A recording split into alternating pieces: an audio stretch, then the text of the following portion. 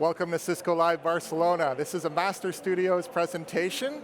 My name is Tim Szigeti, and this morning we're going to be talking about bridging the gap between IT and OT.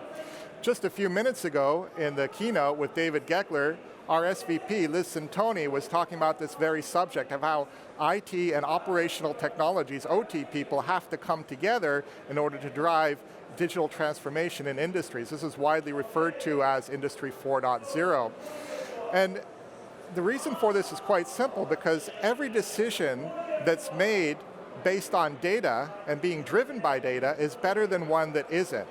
You get to make things safer in your plants. You get to generate more output, higher quality products with less waste, higher efficiency. All of these things come from making smarter decisions, and smarter decisions are rooted in having the data to find out what solution is the better. So this digitization, though, it presents a revolutionary change in industries that have been doing things the way they've been doing for decades. Well, we all know change can be challenging at the least, difficult at the worst, and sometimes it's even met with resistance. And therefore, to be successful in this digital revolution, it's really important to understand how the change are going to affect the key people involved, the stakeholders. And in this area, there's two very distinct personas. There's a persona of IT and OT, and that's what we're going to talk about today. Operational technology people, OT, they're responsible for, in manufacturing, for what the company makes, or in transportation, the services being provided, or in utilities, providing the power, and so on and so forth. That's the main reason the company's in business is what OT folks deliver. They're supported then by IT personnel. IT personnel, we manage the network, we manage security, we manage the apps and the data centers, so on and so forth. Traditionally though, these people don't talk to each other. They're a wide gap between the two. Their worlds rarely intersect, and as such, they don't really understand each other and their roles, their concerns, their priorities, and so forth. And therefore, to drive digital transformation is actually not just a technical challenge, and incidentally, Cisco is leading the space in meeting the technical challenges of digital transformation. They're bringing their 30 years of networking and security to the industrial scenarios, but it's not just a technical challenge we're dealing with, there's also a major cultural challenge. And again, Cisco is taking the lead to meet this challenge by developing the awareness that this exists and then also showing how to bridge it.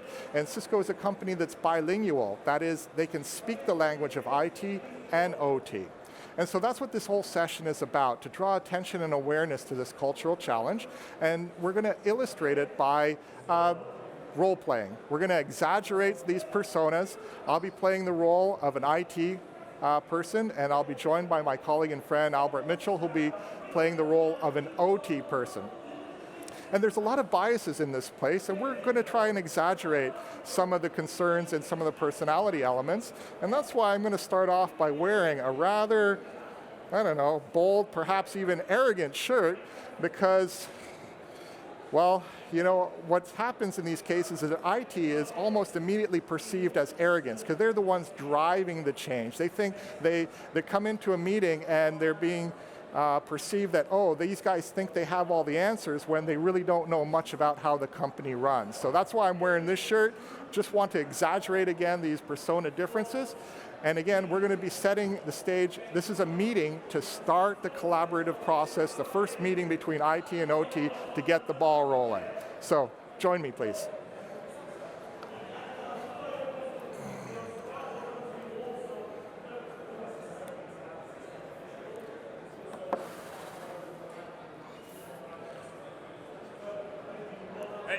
Oh, hey Albert.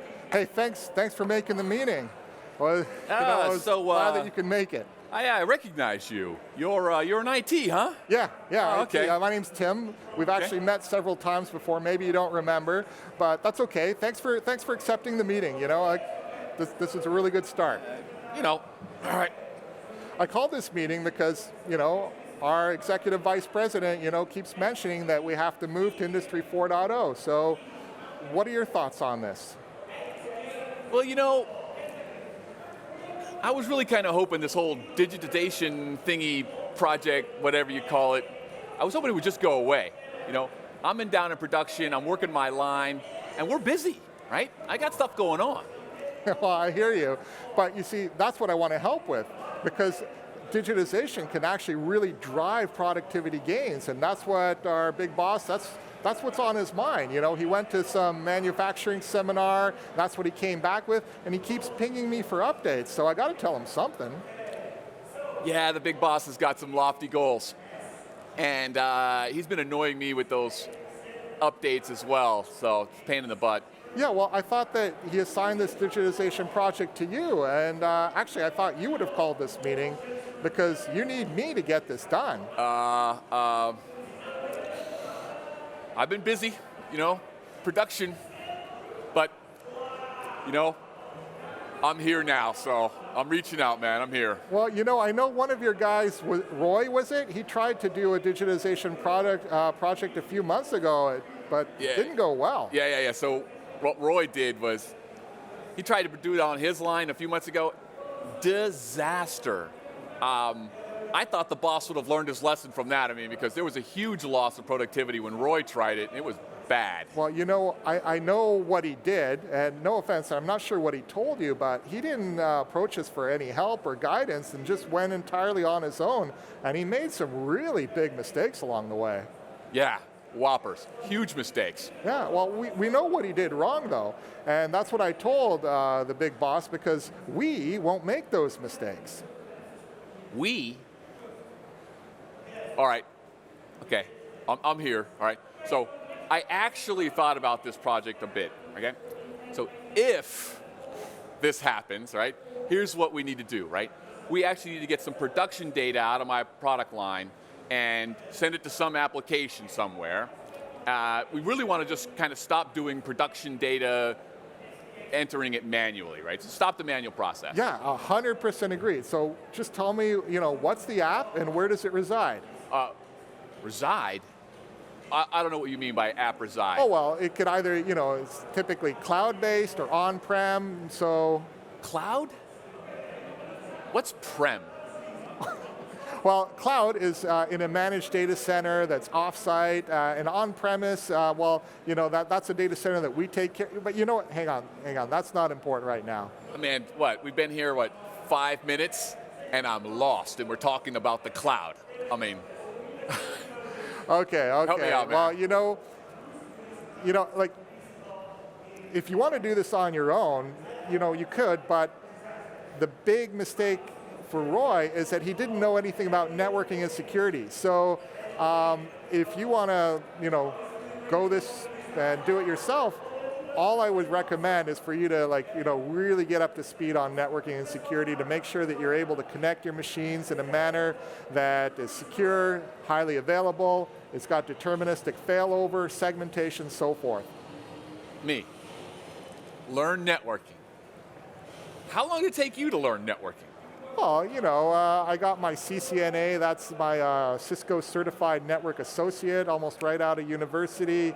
And then within a year, I got my CCNP, that's the Cisco Certified Network Professional. But then it did take me a couple years to get my IE, the CCIE. That's the big ticket, you know, Cisco Certified Internetworking Expert. I think the whole process took me about 5 years. CCNP? What? What are you doing to me, man? Okay, well, they're networking certifications, you know, training. And the cool thing is right now, Cisco is actually updating all of their CCA, Cisco certified training, NP, NA, IE, and therefore you're going to get the biggest bang for your buck if you start on this new technology track, you know, get the longest life out of it. The best time you could start is now. Well, 5 years. I ain't got that kind of time. Plus, it sounds like this training school you went to, they don't speak English. I don't understand half the stuff you're talking about. Okay, fair enough. It's like, I know there's a lot of jargon, a lot of acronyms. It's very heavy that way, but you know, that's just how it is. That was just a thought. All right. Well, okay, let me flip it. How about you learn a little operations, right? A little bit of process, you know, roll up your sleeves, you know, learn how we actually make stuff in this company. Oh, okay. All right? Well, I guess okay, but like, let me ask you, how long does that take to learn? no formal training, really. I mean, 20 years for me. 20 years. Clearly this isn't going to work. I can't learn your job, and you can't learn my job in time. I can't wait 20 years. You can't wait 5. Well, all right. I guess we're going to have to work together on this one then. Yeah, I'm not learning networking for no 5 years. Well, I'm not going to spend 20 learning production. Okay. I guess that's not going to work. If we're going to have to work together, then you got to understand more about what's going on, right? And where you, Mr. IT guy, fit into all this. Okay. They say a picture's worth 1,000 words, so I got a picture for you. So I prepped a little bit for this presentation. So this is a little bit about how I'm viewing the world. Oh, I see. See? Okay. So this is an OT company. We make money based on what I do. Right? We're the profit center. Yeah. Let's be clear about that. That's true. And IT is just this little satellite rolling around my world, barely impacting the tides on my planet, okay? So you just, let's be clear about this. Is how we were doing just fine before IT came along, and we're going to keep doing fine without, with IT. Okay, well, that's a generous dose of humble pie so early in the morning. But okay, well, why don't you lay it out for me, okay? Then if you want me to learn your world, tell me, what are your priorities? What keeps you up at night? What do you want out of this project? What do I need to know about your world so that we can actually work together? Okay. Yeah. Now, this may be not the big boss may not think this is the #1 priority, but me and the guys on the floor, we want to walk out the same way we walked in every day. Uninjured, safe. Yeah. Safety #1, right? Hard hats, glasses, right? Safety. The boss cares about units produced. We have quota that we have to hit, and they never reduce quota, okay? Defects. We got to make sure that we're hitting it, but quality is, in this case, job 2. It's not Ford, it's job 2. First is units produced, then quality. And all about efficiency, where we're really trying to reduce waste. So throw away as little as possible. And we measure everything, right? So we're in this constant optimization loop to produce things, reduce defects, and waste. Here we go. This is just a cycle about how we're operating things. Okay, I hear you so far. That makes sense. But so what keeps you up at night? Yeah, What's weighing on your mind? Here we go, right? What's keeping me up at night is unplanned downtime, right? We have some planned downtime, but if I don't know what's happening, or if I'm not controlling it or understand every aspect of it, that's a problem. Because when things go wrong, first we got to figure out what went wrong, how to replace it. We're talking thousands of dollars an hour for everything that goes down, right? So unplanned downtime is a major problem for me. Okay. And the other thing is that the old guys, I may look old, but there's guys older than me out there. They're taking retirement and they're going, and we're not filling them in with the young guys are not coming in and filling it in the gap. I'll tell you a story. You ever hear the one about the guy who fixed the machine with his hammer and had a huge payday? You never hear this one? No, I never heard that story. It's a big story, right? Is this an OT story? Yeah, this one, it's like this guy who, it's an OT story. Okay, you need to know these. Enlighten You're going to work with me. You need to know this. Sure, okay. Right? Bring it. So I like stories, Grandpa. You're killing me. So there was this machine that was in operation. No one really knew how it worked, but it was running, and everyone just kept their fingers crossed. One day, kaput. Machine goes down. All right. They had to bring in the guy who was maintaining the machine after years of retirement. So he agrees to come in.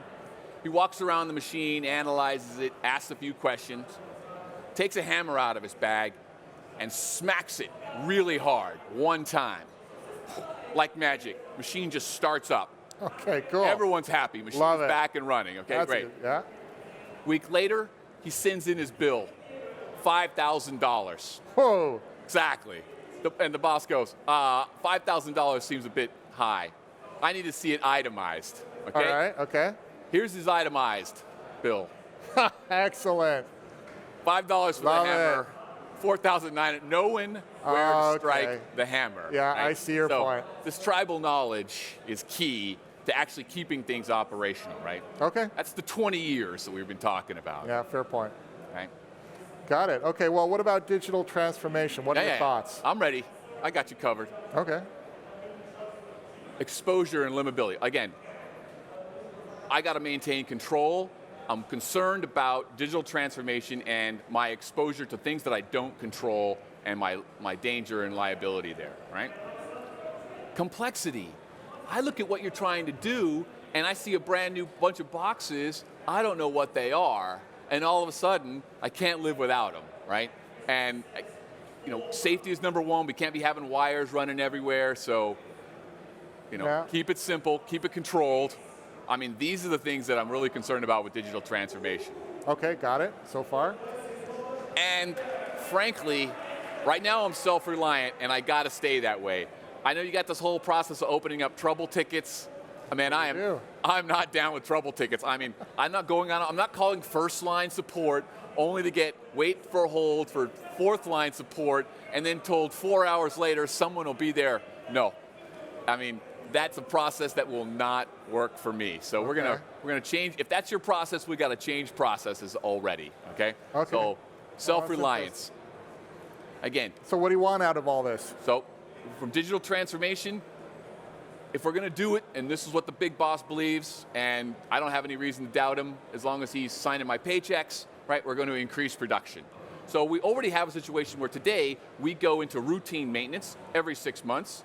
Regardless. We take the line down, we repair, analyze everything. Now, the dream is we can get the data into some sort of application that will tell us, do we need to do routine maintenance every 6 months? Can we wait another month, 2 months, 3 months? The less we bring down the line, the better production is, right? It's all about uptime. So maybe we're doing maintenance where we don't need to, right? So that's what the data ultimately is for. Yeah. Right? And we want to increase quality. We want to be having the data, analyzing it, figuring out what we can do better. Again, remove the defects, increase the quality, more money for the company, right? More money, more better. Exactly, more money, more better. Couldn't have said it better myself. Non-stop operations, right? Let's keep this thing rolling. If we're going to digitize it, it's got to help with the automation portion of it all as well. Okay. All right. And, man, I can't stress this enough. We know reliance on IT, we got to keep it simple. Rip and replace, right? Self-sufficiency. I can't wait 4 hours, right, for somebody to come and tell me, just log into something or other and do these X commands. No, that ain't cutting it, man. Okay, I hear you. So that's kind of like where I'm coming from, man. Okay, that's a lot to absorb, but it's very helpful. Now let me flip it back to you. It's like, let me share what you need to know about us and where we're coming from, our priorities, what keeps us up at night, and what we want out of this project so that we can, put it all on the table and then find a way to work together. Is that fair? That's fair. Let's see it, Mr. Ego. Okay, well, you showed me your picture of the world. Oh, God. This is how we see it, man. We're the unsung heroes, and we support everybody. We support you, we support sales, we support engineering, support marketing, and it's a thankless job, man. It's hard, and it's thankless. It's like we're constantly putting out fires, and when we finally put them out, all we get is, why is there a fire in the first place? It's not an easy role we play, man. It's like we deserve some respect. Okay. Well, like you, uptime. I'm all about uptime. Uptime, yeah. We got to keep that network up. That's the backbone of all our communications, all our apps, everything. So that's got to stay up. All right. But we're under constant attack. We can't leave ourselves exposed to these new and evolving multi-stage attacks. And it's like we always have to stay one step ahead and maintain a healthy security posture. And that requires a lot of effort, vigilance, and protocols to be in place in order to make that happen. Yeah, we solve problems, and we got to keep close details of all these cases and what was tested, what was tried. We can't, if we don't log all this somewhere, then we have to start from the top every time we start troubleshooting, and then it takes that much longer to solve any given problem. So yeah, we have to use tickets. We got to use a system and formal process to get here, because ultimately we're a cost center. Yeah, I know, you make the money, but we keep the company running and humming too, with all the data and all the services we provide, but we have to ask for money, we have to justify it, and we got to show, when we need headcount or equipment. So those are the key things that sucks being a cost center. Yeah, it definitely does. We don't have the funds you guys have. You control a lot more of the budget than we do. That's laying it on the table as it is. Glad you see it that way. Yeah, it's true. It's true. So let me tell you what keeps me up at night. There you go. Never-ending cyber war, number one. I've already talked about it, I don't have to keep rehashing it, but that's biggest on my mind. The next thing is rogue devices that are just being added to the network. You told me a story about your guy with the hammer. Let me tell you a story about a janitor with a thermometer. The janitor says, you know what, I'm tired of walking to this fish tank in the middle of the casino lobby to check the temperature so that I do whatever I need to do. I'm going to drop a little IoT thermometer in there, and it saves me having to walk from my closet where I live, and I go out there. And then once he's done that, that's an IoT device that is a foothold to the whole casino got hacked and breached. To what, save the janitor 20 steps? Come on, this is the type of stuff that keeps me up at night, these rogue devices being added without talking to IT. It's crazy. The other thing that just worries me to death is when I look at your network. It's insane. It's like you just add device to device and it's a flat network. There's no hierarchy, no scaling, there's no segmentation. If something gets infected, everything can get infected. Or if there's a loop, everything gets taken down. That sounds there's like what no happened to fault Roy. domain. That's exactly what happened to Roy, man. Oh, it scares me. And then you guys never upgrade your software. I walk around your floor, I see Windows XP, Windows NT. Dude, these are my grandfather's computers. Fred Flintstone called. He wants his computer back. It's like, what's going on with that? It ain't broke. Can't protect. It ain't broke. It ain't broke, but it's vulnerable as crap. It's like, we got to do something about that. So what worries me about this digital transformation project is that we're massively increasing our threat surface. We already manage over 100,000 devices, but once we add your production lines, we could be hitting close to 1 million. It's like, that's a lot of places that we can get attacked from. Right. And they're just managing those sheer number of devices. Like I say, that's big numbers we're talking about, and when we have to apply policy throughout, we can't leave little chunks and holes in our armor. We have to be comprehensive and push this out entirely to really enforce it and have value. So these are some big challenges. And I just need you to to really understand the risk that connecting all these devices, especially devices that we haven't approved, brings along with it, man. This is some real serious concerns that I have. All right, okay. Yeah?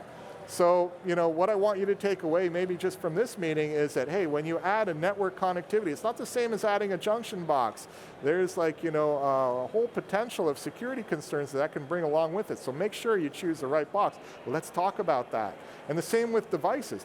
Please don't add any IoT devices to your network without having a conversation with us first. They have so little security and they're just so cheaply made, and it could just really expose ourselves to a lot of danger. And then when you guys add these cellular gateways, every one of those is a back door. I need to know about all those back doors. Every single one is a back door all the way into our company. And it's like, I got to make sure that I know about them, and then those vendors just kind of like sneak them in sometimes. Exactly. So it's like, we have to find some. This is, again, why we have procedures and protocols, because if these things are done without our knowledge, I can't protect what I don't know. So yeah, we got some tools, we have some methods. Maybe they're not quite what you need, but we'll figure out something that will work, but there is a reason for everything we do. This is 30 years of experience. There's method behind this madness. It's not just madness. Okay, I get it. You're not just sitting there playing video games all day long. No, not all day, All right. So, well, I'm confident we can get you a secure solution to get the data from your app, from your machines to your apps. Absolutely confident. And that will make your production faster, better, and cheaper. Okay, so that all sounds good. But before we get started, what do you know about Prophy Net? Prophy Net, well, honestly, not much. I've heard of it. It's a protocol, right? Right. It's one of the protocols that we use on the production line, and it's based on IP. But essentially, the data that we need is coming from these PLCs that are running over Prophy Net. Okay. So, this partner that I want us to use, Cisco Systems, they know IT and OT, and they're the global networking and security leader, and they have been for the past 3 decades, and they have a whole line of industrial products, and I was reading the data sheets on these products, and Prophy Net was one of the protocols listed as supported on them. Cisco, you mean The food company? No, that's a different company. I'm talking Cisco with a C, CISCO, not SYSCO. Cisco Okay. Systems, it's a networking company, and Makes like sense. I say, they got industrial products and solutions. They've been doing industrial automation for over a decade. They support all these major protocols. Okay. All right. What about CIP? Did you see that on the data sheet? Yeah, I saw CIP, I also saw Modbus and Ethernet IP and some other protocols. I don't know them, I'm being honest, putting the cards on the table, but they were on the data sheet, they were supported. Okay, good, because they're important. So Cisco, and they're already supporting Prophy Net and SIP and the other protocols we run, all right. Good start, sounds like you made a good choice for partner, all right? Okay, well, I'm glad you think so, because I'm really excited to get going here, you know, because like what I really want to do is first of all segment your production network. You know, I want every cell assigned to a VLAN with its own DHCP pool, and then I want to start using scalable group tags and software-defined access, and then really like rolling out intent-based networking all the way to that IoT edge and your floor, everything. Man, I'm so jazzed. Whoa. So excited. SGT, ACLs. I mean, you're talking English. I recognize the words, but I have no idea what you're talking about, man. We got to solve it right now. Okay, getting ahead of myself. I'm just so excited. This is a real opportunity for IT to shine and be more than just a cost center, to really be a strategic partner in digital transformation. I get sometimes carried away. We don't have to dive into the weeds yet. Let's just focus on, I think we can work together. You know, you do what you do best. Let me do what I do best. And you set the requirements and the constraints. I'll find you a solution, and then we'll deliver that solution for you to meet your needs with all the appropriate security, networking, everything, best practices. That's fine. I can sort of deal with that at a big picture level, but I got to be self-sufficient. Yeah. Right? If I have to rip and replace if something gets, to get back up and running, right? I'm a little concerned about these trouble tickets, you understand? Yeah, I hear you. You know what? You'll define the intent, we'll deliver it, we'll find a way to keep you completely self-sufficient, and then, as the business needs evolves, we'll just sit down like we're doing now, and we'll figure it all out together. What do you say to that? All right, okay. It doesn't have to be painful. All right, okay, because the big boss needs a successful pilot project to erase the memories of what happened with Roy. Yeah, I hear you, and you know what? I'm willing to learn these industrial automation protocols. Like I say, I don't know them, and I want to know how your production line works and how we make the widgets we make. Fair enough. I guess I could stand to learn a little bit about networking and security, branch out a bit if you will, but don't use the term widgets anymore. Oh, okay, my bad. I guess we hit a nerve there. Okay, so I think we got a good start. Okay, so I'll let my production line be the pilot for this digitization project thingy, but by the hammer of Thor, you better test this out, right? None of this amateur hour on my production line. This better be thoroughly vetted before we go production. Oh, absolutely, and again, this is why I think working with Cisco would be the right choice, because they do these things called Cisco validated designs, where they stress test and scale test, and these solutions have been deployed by thousands of customers, so you can bank on it. It really de-risks the project. So that's what I want to leverage, and then we will test and prove everything out, and I'll show you everything working before we go live on your line. How about that? Is that fair? That's fair. Okay. That's a good idea. So, to be honest, I have no idea how my production data is going to get to that dang cloud application thingy. Yeah, well. But I guess there's no avoiding it. I held out for a long time without a mobile phone, and now I can't live without it. So there's a lesson to be learned there. Yeah, and I think our boss is onto something. I think this is the right way forward. So you know what? Taking a shining to you. Why don't you come on down to the production line sometime, and we'll show you around and see how how things are really operating. You know what? I'll be there first thing tomorrow. I want to make this successful. So I guess I got to buy a hard hat. I'm not really even sure where to buy it. Maybe I'll go online, Amazon, and have it drone delivered and get it here ASAP. And I'll join you. And then, you know what? Maybe later in the week we could go out for a beer or something. Now you're pushing it. All right. Tell you what. I'll let you sit by me in the cafeteria, okay? I'm tired of seeing you sit over there by yourself. Okay, whatever, Boomer. All right, hey, Tim. Hey, thanks so much, Albert. We're going to be successful. We're going to make it. All right. Very good. Thanks so much. Back to work. Okay, so while we exaggerated a bit for comic effect, I think you get the main points. IT and OT are very different personas. They have different skill sets, different areas of expertise, and you can't replace one with the other. Not easily. They have years of knowledge and experience that just can't just be, ignored. So really, they're forced. This has to be a partnership where they're brought together in order to make that joint project successful. So it all starts to bridge the cultural gap that exists here, getting to know each other. Just we were talking about here, we have to understand what are the respective priorities, what are the respective concerns, what are the respective expectation of digital transformation. And then while there's a lot of differences, these differences do not preclude collaboration and success. And this gap that exists between IT and OT can be bridged, and it's bridged by having the kinds of discussions like we just illustrated in this skit today. So this is what we want to leave you with, 3 key takeaways. IT and OT collaboration, it's inevitable. It has to happen. Industries have to transform digitally, and the sooner they do, the better for their business. And we encourage you to partner with Cisco. They're the leader in this IT-OT collaboration space. We see this in the hardware that Cisco makes, in the products, in the software, and also in the solutions, like CVDs were mentioned. So we want you to understand these technological requirements and cultural challenges to have IT and OT collaborate successfully to drive digital transformation in industry. Thanks for joining us.